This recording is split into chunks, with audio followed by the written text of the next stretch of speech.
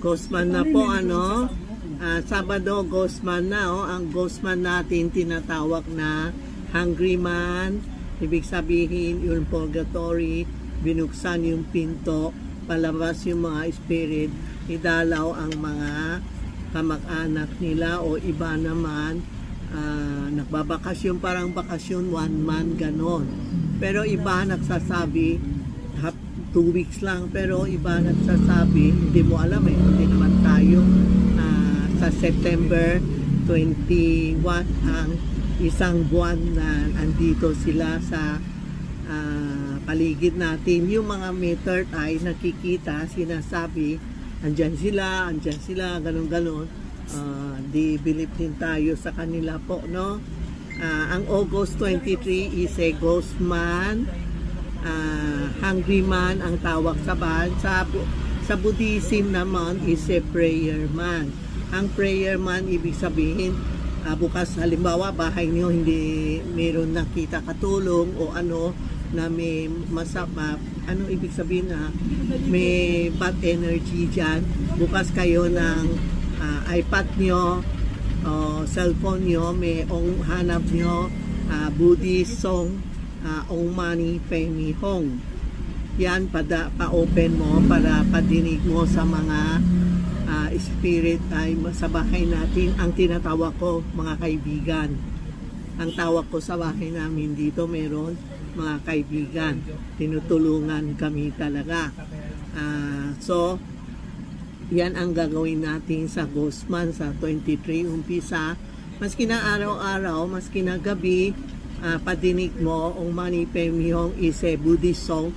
Lahat na gusto nyo, sa sakit, sa good luck, andyan po. Padinig natin lang po, no? Marami nagtatanong, kailan makaalay? Actually, kasi sa Ghostman is 1 month, hindi ba? Sa kalahati is 15, is September 6. Mas maganda yung September 6 makalay tayo. Is a Saturday. Kung may time tayo, aalay tayo, pero once a year lang. Halimbawa, September 6, nakalay ka, tapos na. Wala na ba second alay, wag po. Isang alay na lang once a year. So, this year is September 6. Next year, iba na naman kasi lunar calendar, iba-iba po, no? So, September 6, makalay tayo sa bahay, sa tindahan, parang tindahan kami, masikip, sa labas ako nakaalay, tapos incense, tinatawag ko sila bumaba, sabi ko mga kaibigan, sa labas tayo kakain. So sa labas sa pasok ng pinto, nakaalay ako, kumakain sila, tapos tatanong mo na anong tapos na ba kayo, ganon. May isang episode, tuturo ko kayo how to alay. Tapos, pwede din kayo pumunta sa YouTube ko, TikTok ko, meron alay Ghostman, panood no last year. Meron ako, ha? Pero, pwede hindi kayo gaya sa akin. Iba nagagalit, Tita Maxi. Paano yan? Ang daming alay mo. Hindi ako nagsasabi mag-alay kayo ng marami. Yung kaya niyo, halimbawa, mansanas, o kape, o tinapay, pandesal, biskuit, isang pares na kandila, pwede na po. Tuturo ko kayo next time na, ha? September 6 ang alay sa mga mga friend natin. Huwag mo tayo sabi patay. Mga friend natin sa September 6 maganda kasi it's a 15 full moon, no?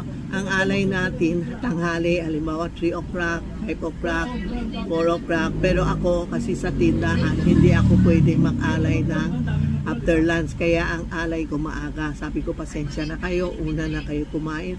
Kasi mamaya, pag tanghali ako nag-aalay, maraming marites. Sabihin, bakit ganun-ganun? Kung naka-alay mga ibang tao, wag tayo lumapit. Tapos wag tayo makialam, magmarites, sasakit kayo. Babalik ang magagalit sila. Kaya pag nakaalay ang tao, just keep quiet, tingin lang po, ha? Okay? Yun, September 6 yan ang alay sa mga tindahan, alay sa mga bahay, alay sa bodega, pwede din. Alay, lahat alay September 6, pinakamaswerte, matanggap nila. Pati yung mga nagtatrabaho o naka-abroad, hindi maabot, after September 6, 7, pwede po, ha? 7, o yan, pwede. Basta sabihin mo lang, pasensya, yung sa taon, no, sobrang busy ko, nakalimutan ko, sabi ko, sorry po, next year, dadamihan ko. Yan, hindi nagalit. Next year. Ang importante, may bigas mamaya. Meron ako isang episode, tuturuan ko kayo how to alay, ha? Tapos, kung meron kayo, yung palahin ba, kung may namatayan kayo ng 1 year, 2 year, pwede sa September 4 or 5. Yun ang hindi pa 3 years. Pag hindi pa 3 years, ibig sabihin, hindi pa siya kinukuha siya o ano, basta sabi nila na mas maaga tayo mag-aalay sa yung mga namatay na fresh, parang 1 year, 2 year, kasi ang 3 years namin sa Chinese, pag namatay 3 years ang parang papalitan ng damit, ganun, diba? Puti tayo, black tayo, papalitan ng pula is 3 years, pagiging 2 years, no? So, yung mga bagong patay o mga 1 year, 2 year, pa kayo sabay sa September 6, mas maaga pa, no? Diba, tatay nyo, nanay nyo, biyanan nyo, kung namatay ng before 1 year o 2 year, yan po, ha? Sa September 4, wak sabay sa September 6. Pray kayo ng Ong Mani Padme Hum. Halimbawa, mayroong sarika, araw-araw Ong Mani Padme Hum. Pagtapos na ang Gosman o gabi-gabi, sasabihin mo, itong dasal ko, sino ko bibigay? O sa mga spirit ng Gosman, pwede din, o sa asawa mo, biyanan mo, ganun.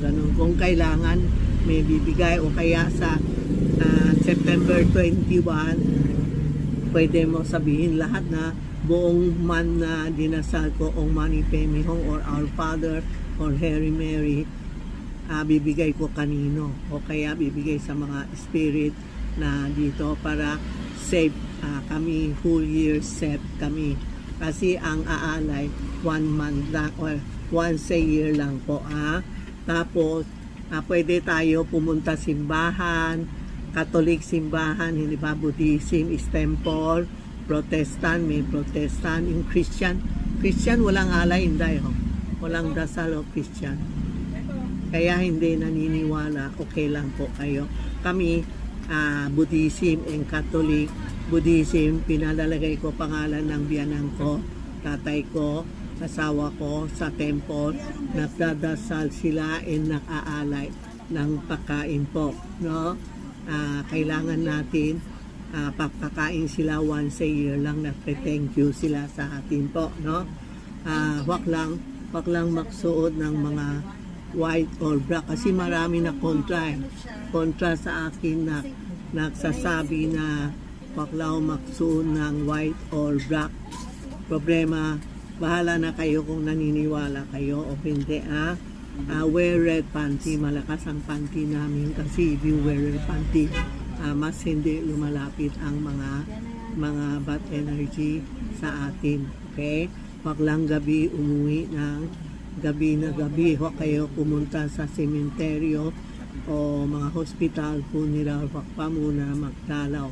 Tapos huwag tayo pumunta gabi na yung mga madidilim, kasi yung mga bad energy lumalapit sa atin, no?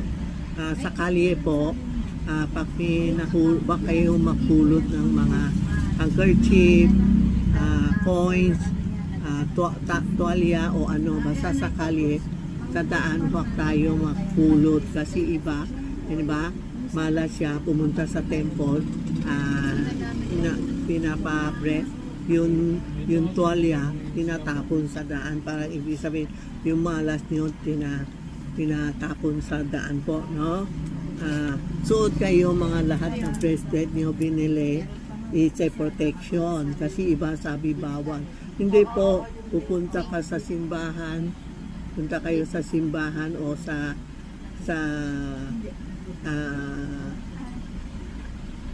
CR, kailangan natin din magdasal, kaya magdala tayo ng bracelet po, yung gold coins, card. May card pa tayo, wala na, card.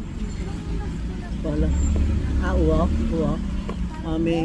May card, tapos meron ito, kung meron kayo mga bracelet, dala-dala nyo for protection. Pag lang gabi umuwi, ganun po, pag magsuot ng itim, puti, kasi iba itong iba, hindi ba yung nag-sweet side o nag-sweet side o napakamatay o may sakit, hindi pa pumunta sa heaven o sa baba. Minsan nakahanap ng pangkapalit, wag tayo mag-swimming o wag tayo sa dagat, kasi iba sinabi, ma'am, kasi meron na ako schedule mag-swimming, pwede kayong pumunta, wag lang mag-swimming, kasi may nangyari na po na hindi sila nakinig, yan, nag-swimming sila, iba na wala, iba na aksidente, na sa hospital na po, no? Iba matigas ulo po, wag kayo sa Guzman, wag tayo magpapayo ng ano pa gusto nyo tanong, i-text nyo si Tita Maxi and Charmy Ongpin. Ay, pahiram nga ito diyan. Ito ang Tita Maxi namin na Charm Ongpin. Tapos ma'am, halimbawa bibili kayo, tingnan nyo muna Charmy Ongpin, kasi marami na nakamali, tiningnan niya picture ko, video ko, pero hindi niya tiningnan iba ang pangalan, no? Ito ang Tita Maxi Charm. Diyan po kayo mag-text o magtanong kay Tita Maxi or Charmy Ongpin, para pwede namin ituro sa inyo, no? Mamaya meron ako episode na maganda, pakilang na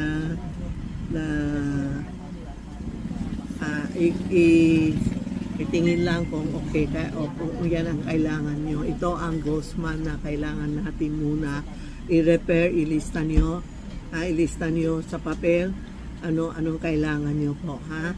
Mamaya mag-yun ako sa mga pakain naman, ang mga alay, kasi pag maaga ayaw ko din magsabi, kasi minsan nakakalimutan, tawag ng tawag, tanong ng tanong, ganun po. Okay, ito ha, ngayon lang po i-text Tita Maxi, legit si Tita Maxi, ha, hindi ako yun nagluloko sa tao o binibenta, hindi naman sa akin. Okay, thank you sa lahat na viewers natin sa Tita Maxi, malapit na 1M. Salamat po. Kung may question kayo, i-text nyo si Tita Maxi o Charmy Ongpin, ha. Okay, thank you po.